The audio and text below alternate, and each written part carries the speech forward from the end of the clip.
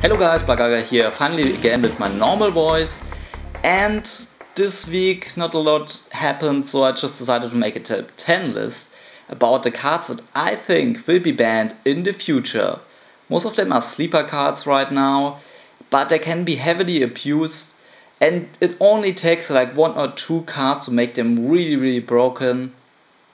Last category of cards on this list, cards that are based around an FTK. Also prepare to hear the sentence, this isn't the once per turn effect, a lot. Okay, let's start the top 10. At number 10 we have probably the riskiest pick on the list. And number 10 is Maxi.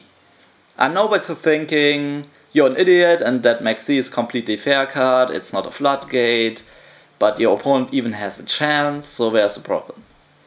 Keep in mind I have to imagine how Yu-Gi-Oh! Looks in the future, and it's pretty obvious that there are gonna be more special summons than now. The game is gonna be even more fast-paced, and there's gonna be more archetypes that rely on special summoning a lot. Also, Maxi doesn't give your opponent a real choice. They either special summon, you draw cards, or they don't special summon, and then what? You caught them flat-footed. Last but not least, you could argue that Tribe Infection Virus and Maxi could be banned for the same reason. Tribe Infection Virus was actually not banned because it had such a strong removal effect. But it was actually banned because Konami wanted to give archetypes or decks that are based around one type a chance. And Tribe Infection Virus completely shits on those decks. And with Maxi it's the same thing. Maxi has always been the bane of any deck that special summons a lot, for example DDDs or Raid Raptors. And Maxi is also a reason why these decks can be relevant in the metagame, but probably will never take off as much as they could. Like any heavy synchro based deck already has a disadvantage just because this card is so popular and just because this card even exists.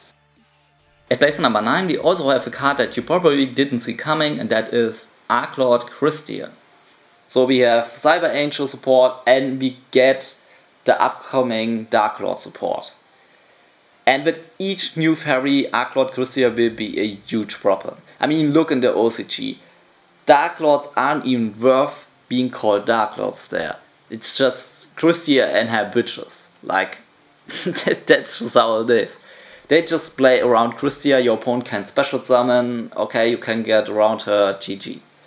Yeah, if you ever face Archlord Christia with Herald of Perfection, by the way, Ben 10 makes it possible. You can't even summon Kaijus. I mean, the card has just stupid potential. At the current point, it's okay, but with each new fairy, this card is gonna be so much stronger and stronger.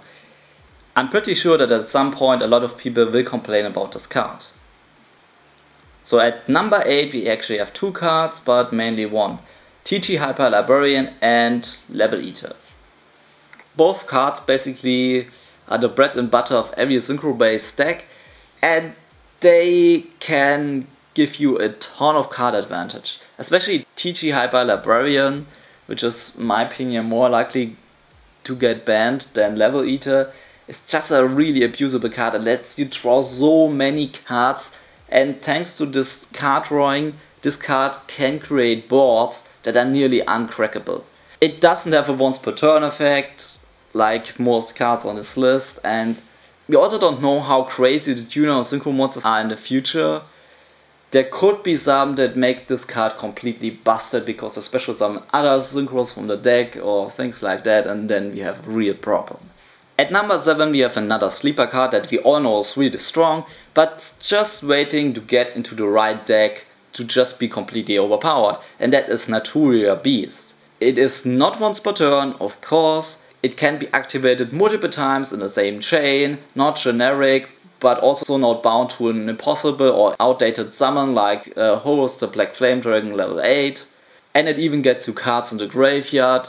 Subterrors could make this card really strong. Just splash in a Clover Bulb and a Foolish Burial and it's pretty easy to make. And with each new Earth Synchro archetype, this card is gonna be really strong and definitely a really scary card. Now we get to the places where I actually think they are gonna be 100% be banned sooner or later.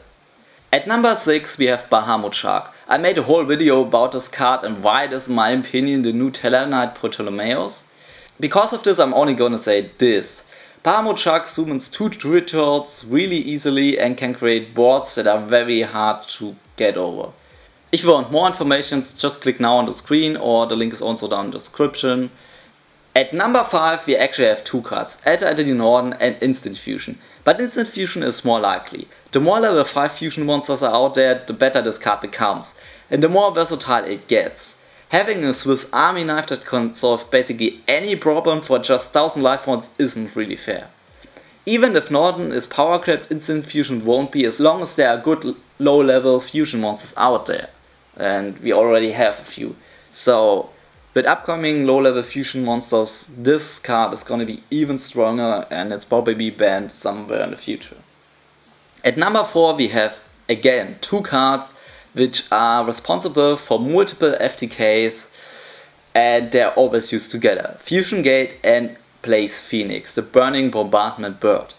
Fun fact, Blaze Phoenix is banned in OCG and the RG banned Fusion Gate. Both are together with Rescue Cat and some other banned cards responsible for one of the most ridiculous FTKs of all time. All credit goes to an absolute Yu-Gi-Oh legend called Tainted Wisdom.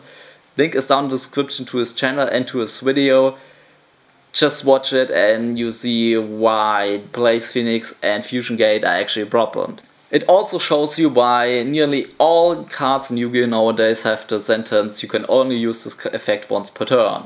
At the moment these FTKs don't do a lot, but all it takes is just one really badly designed card and they could be here again, so let's just hope that that won't happen, but I guess it will, and that's also the reason why this card is so high on this list. At number 3 we have a Floodgate, and that is probably one of the strongest ones that we have out there. It's limited at the current point and it's just a matter of time until it gets banned, and that is Vanity's Emptiness. Whenever it's time for a new ban, somebody picks this card and I can't blame them. This card is nearly immune to power creep. It's one of these cards that you just activate in the second turn of the duel after you summoned your boss monster and the duel hasn't even started, but we all know who is gonna win. Yeah, pretty unfair card, one of the strongest legal Yu-Gi-Oh cards out there, and in my opinion this card will be banned, I can guarantee you that. And now we come to number 2, and this is the last generic card on this list, which is also not responsible for an FTK, but it's just so obvious and so abusable, and it is Pot of Desires. This card, if you think it's bad, just look at the winning decks. This card is everywhere. Just besides being already one of the most played cards, and we all know how Konami doesn't like cards that are played in every single deck 3 times. It also has the potential to be one of the most broken cards in the entire game. Just imagine if there would be one or several cards that can flip face down, banish cards face up. Yeah, making plus 11 out of 1 cards or 2 cards seems pretty fair, right? There will be such a card in the future. Omega can do it, but the more cards that can do it, the better this card gets. So as you can see, the power ceiling for this card is insanely high. Conclusion, this card will be banned in the future. Before we get to our number 1, I want to show you some honorable mentions and also tell you why I didn't pick those. Brilliant Fusion, the future fusion of the year 2016. This is a 1-card engine but with some drawbacks. You have to put some cards into your deck. It also has some death draw potential. So I didn't pick this card, but it's also pretty close. Card of the Mice. The game gets faster and faster. If you can't damage your opponent and even special summon, you can't compete anyways. So charged. This card missed the top 10 such a tiny bit. Same problem like Card of the Mice, you can't conduct your battle phase. Also life point cost can be very high. There is a huge potential in this card. As I already said, it just missed the top 10 by such a tiny bit.